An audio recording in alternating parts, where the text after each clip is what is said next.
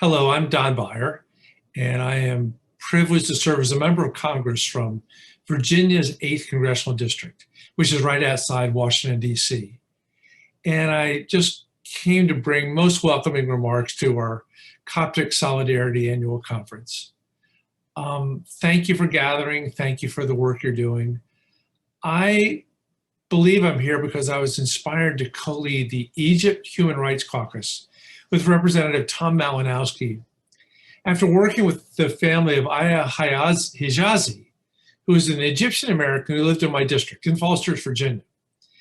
And while Aja was working for children's rights in Egypt with her husband, literally taking street children off of the street and getting them food, clothing, housing, trying to take care of them, she was arrested by the government and held in pretrial detention for more than 3 years.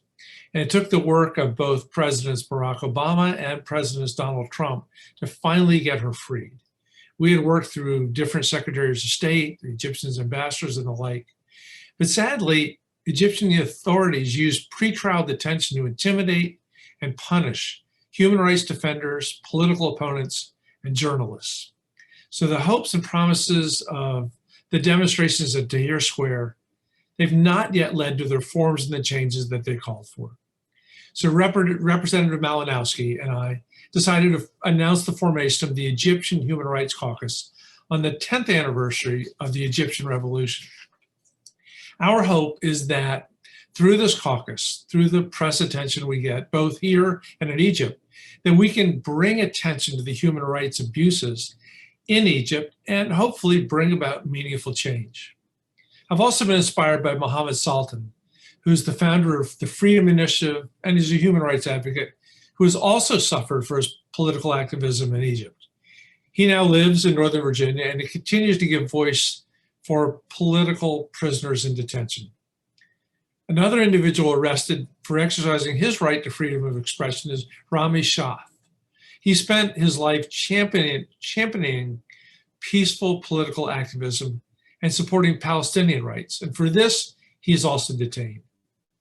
We must do all that we can to stop the unlawful and extrajudicial killings, forced disappearances, torture, arbitrary detention, politically motivated reprisals, restrictions on the freedom of the press, on expression, on the internet, restrictive laws on civil society organizations, restrictions on political participation, violent targeting of the LGBTQI community, and forced child labor.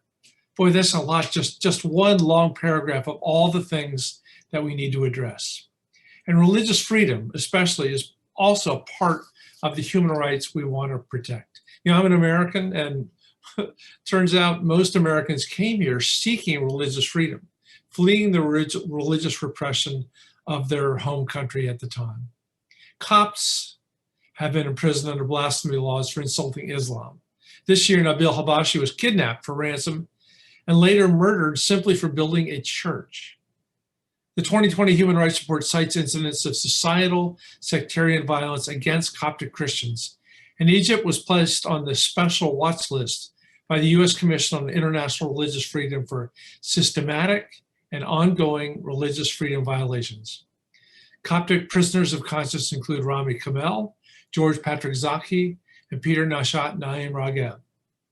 Even those who stand up for their Coptic colleagues have been targeted, like Hisham Heikel, who stood up against discrimination and was dismissed from his job. Look, I believe that the Coptic community has the absolute right to live without fear, the right to live with religious freedom. And we see it in the United States. We have the Coptic community in the United States is strong and active. Over 500,000 Coptic Christians in the United States and around 250 churches. Hopefully, I want every one of those 500,000 to know and believe that they're living with complete freedom of religious expression here in the United States.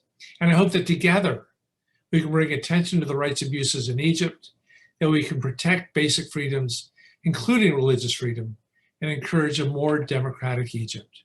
I hope you have a good annual conference. I hope it leads to solid, constructive, concrete action steps that we can all take to move forward And let's hope that history has a positive forward direction for the benefit of all of us. Thanks so much.